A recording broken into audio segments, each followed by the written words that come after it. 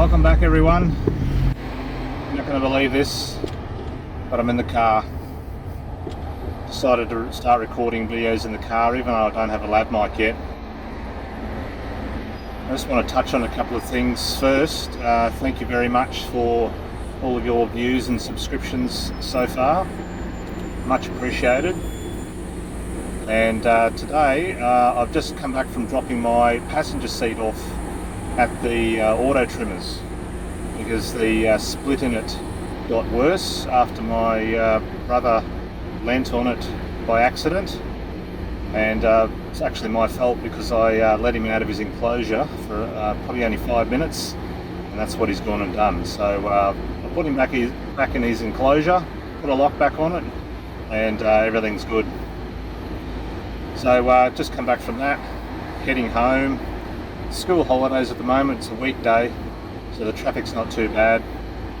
And I thought I'd do a top 5 on what I love about the Corolla, the Sportivo actually. Just waiting at this set of lights.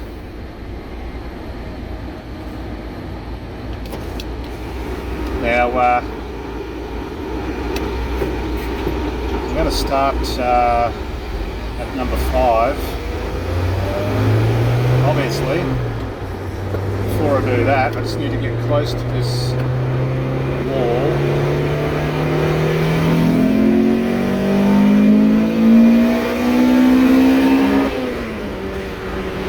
Yeah, baby. I hope that came through alright on the video.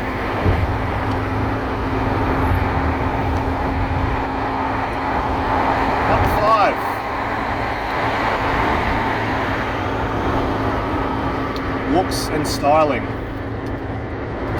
Now, when this first came out in 2002, this sort of ZZ series Corolla range, I didn't mind it. My wife actually bought a new Corolla back then in 02, and the Sportivo I think was released shortly after she got her Corolla, and at this time I didn't really have the coin to buy it. They were around, I think they were around $29,990 or something like that. So couldn't really afford one at the time. That was 20 years ago. Well, I could have, but I just didn't want to add more money to a home loan. That's pretty much it.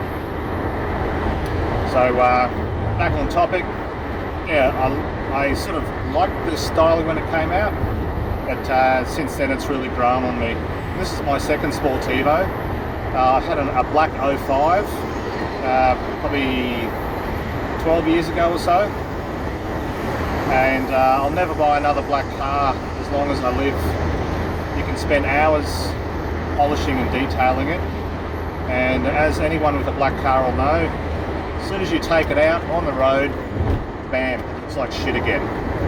So you've got about 5 minutes of driving pleasure before it looks like shit. Anyway, I liked it. Didn't really appreciate it as much as I should have, and yeah, got rid of it.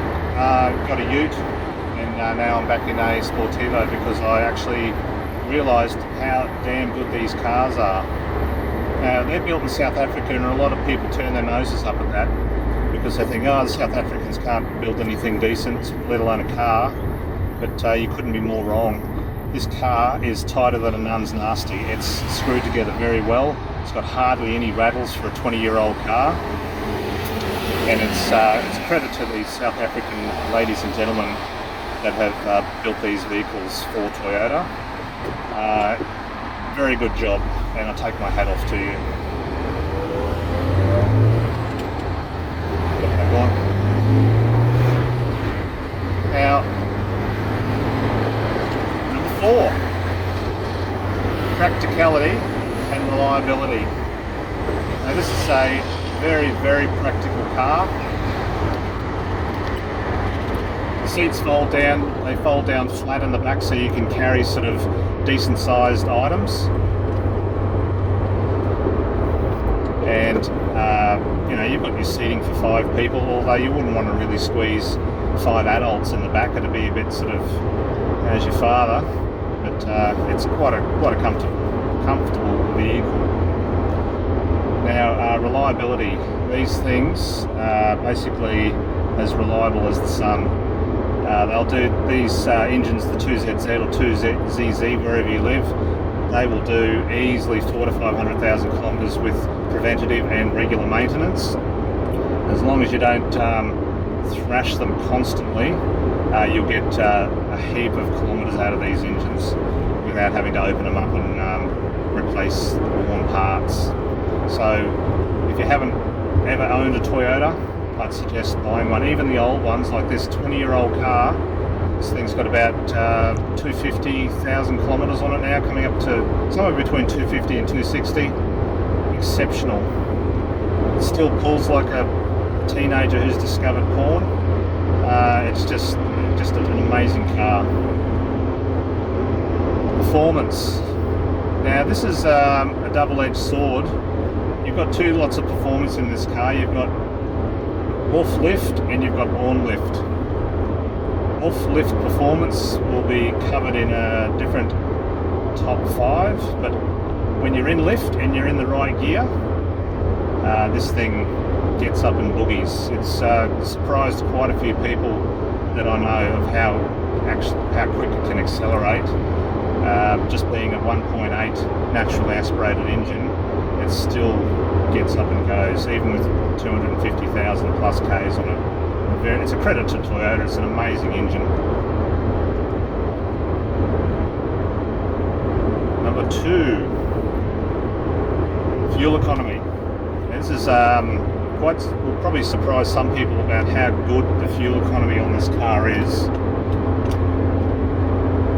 This is, I think it's either a 60 or a 65 litre tank. I can't remember exactly, and I'm not going to say it on the video because whatever I choose will be wrong, and then I'll get pulled up on it in the comments.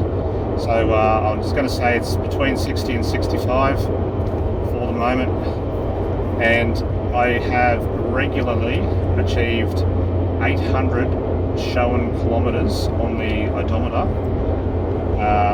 and still fuel in the tank.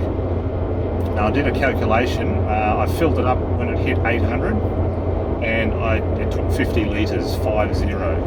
So that is 6.5 litres per 100 kilometres if my maths are correct.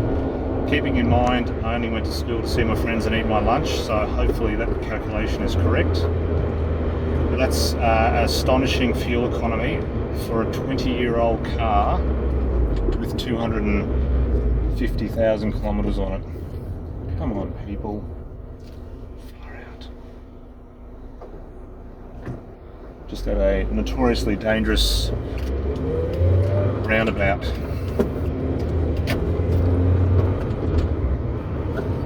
So yeah, if you want a car that's super economical, these are so much more economical than the 1ZZ or 1ZZ. They are just crazy. So I did some sort of forward calculations based on that 800 for 50 litres, and I'm confident I could quite easily achieve 1,000 litres, sorry, far out, 1,000 kilometres out of a tank. Now that's probably going to be running it sort of dangerously low.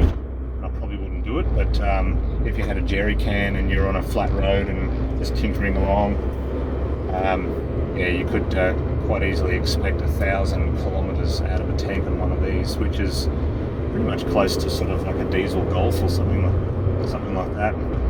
Just incredible.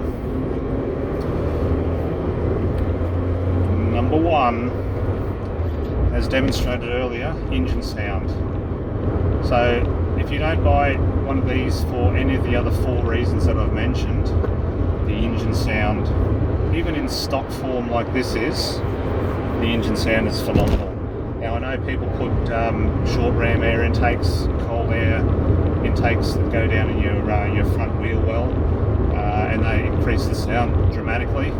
Now I am looking into one of those, but still researching it, because I've heard some stories that some of them are good, some of them are crap, so I don't want to go and drop $300 to $500 on one and then go, oh shit, it's one of the crap ones. So that's probably for a future video. I'm looking at, I think it's Simota, so Simota, if any of you have heard of that. Just drop a comment and tell me if it's any good or not. So that's pretty much the top 5. Thanks for tuning in again, and thank you for the likes, the subs, and the comments and the views. I do very, very much appreciate it. So until next time, thank you for tuning in, and goodbye.